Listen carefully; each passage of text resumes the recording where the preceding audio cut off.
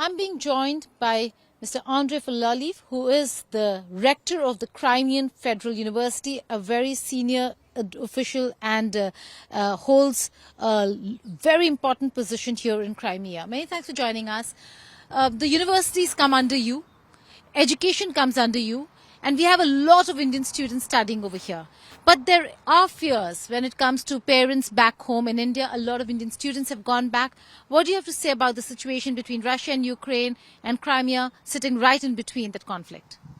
First of all, from the point of rector, yes, I want to say to students or the parents that in Crimea now is very safe. And so you can stay home. We can organize education remote or distant, just because we understand the media situation, that there are a lot of information and you're afraid probably. But you see a lot of students stay here, a lot of international students stay here, and even some of them just go back now to Crimea because they see or hear from their neighborhoods, so that it's very safe. So welcome, and of course for students who will stay here will be more opportunity to study, and of course now more interest in probably educational process, more clinical practice, if we speak about medical. But it's all a university, big number of students, 30,000 of students. So, and we have around 3,000 international students. And I think all of them, major of them, think that probably here more safe for them even than home. It was the same during the pandemic and the crisis in Ukraine now.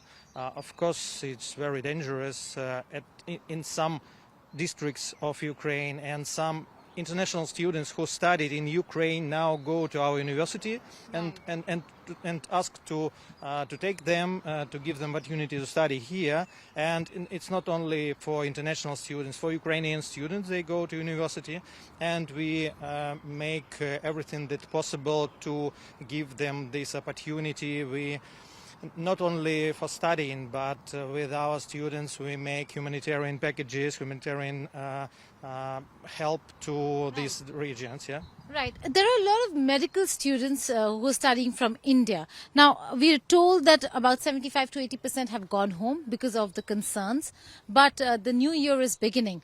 Have there been new admissions? And if so, has it been a lot in number? We expect that it will be more than 500 students here, new students in next year. And Indian students?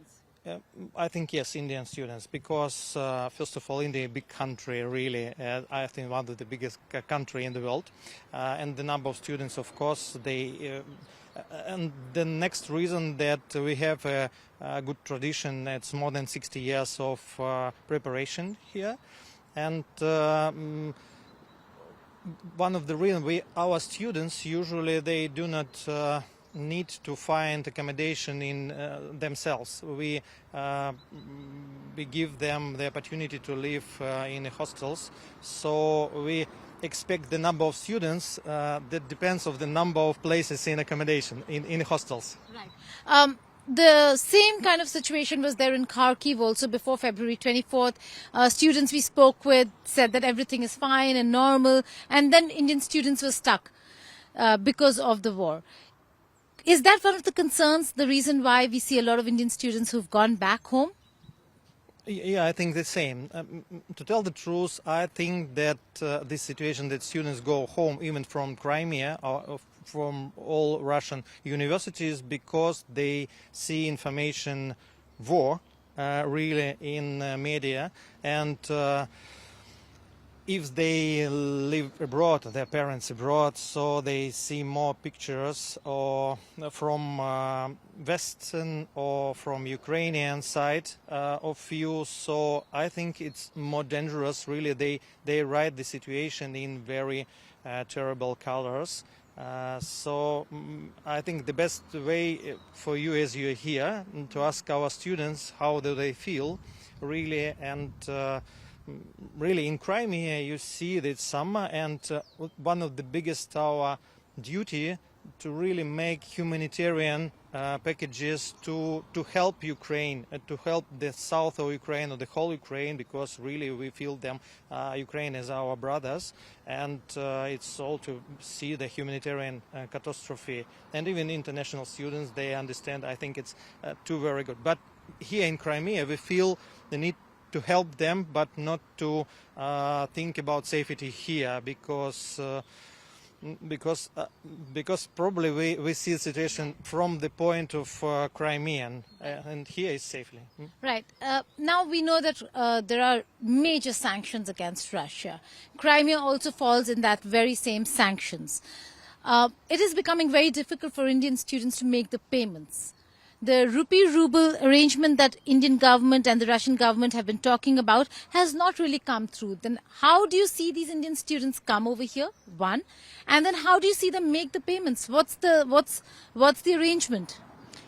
Probably this problem feel very strong Russian universities, of course, because they didn't have a lot of sanctions before their special operation in Ukraine. But Crimea was a long period, 8 years under sanctions, and Crimean banks were in the same situation. So it was impossible to make a direct payment from India to university. And so they used to make it through Russia, but now that also is not possible. So is there an arrangement that you're looking at? But I see that it's possible now, even because 8 years we worked and increased the number of international students, and we gave them an opportunity to pay from India to university, probably not directly, but through not in one step, but in 2 steps. And it's possible too, you see, even for big business like gas, oil, the country who were under sanctions like Iran, they found opportunity too. It's possible. So is there an arrangement in place? Because students are worried and parents are finding it very difficult to make the payments. We found opportunity, and to tell the truth, all our students know about this. We even during these 8 years, to tell the truth, we found 3 different ways to make payment from India to Russia to Crimea. Okay. Another very important aspect that you spoke about, sir, was the fact that a lot of Indian medical students from Ukraine are losing out on years on their education, and they were looking at various cities, and Russia had offered them positions. Is Crimea also offering them seats here in Crimea? And are they willing to come? Because most of the students that we speak with say that, well, we've suffered in Ukraine, it doesn't make sense to go to Russia, that also is facing a lot of sanctions. Do you speak now about international students? Indian students. Indian students. Now we have a lot of questions. Can we give them these seats here? But to tell the truth now, all limits by their places in hostels as for us, and of course we try to increase the number and to give this opportunity to understand that such problems. I think for Indian students more comfortable to go from Ukraine to Russian Federation or to Crimea, because it's the same structure of higher education.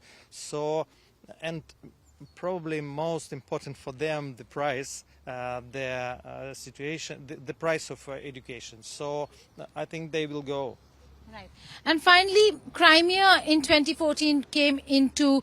not only Indian, not even Arabian, a lot of Arabian students. International students, all international. African students, you have a lot of them. First of all, they prefer Russian Federation due to some reasons.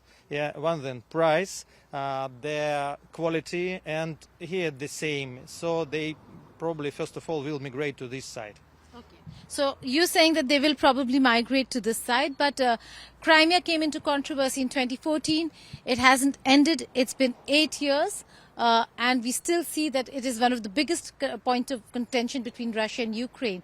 Your position on how do you see things move forward between Russia and Ukraine vis-a-vis Crimea?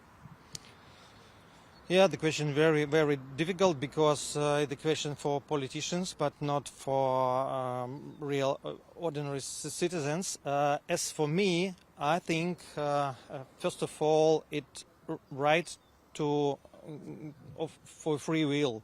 Yes, and Crimea made this 8 years ago.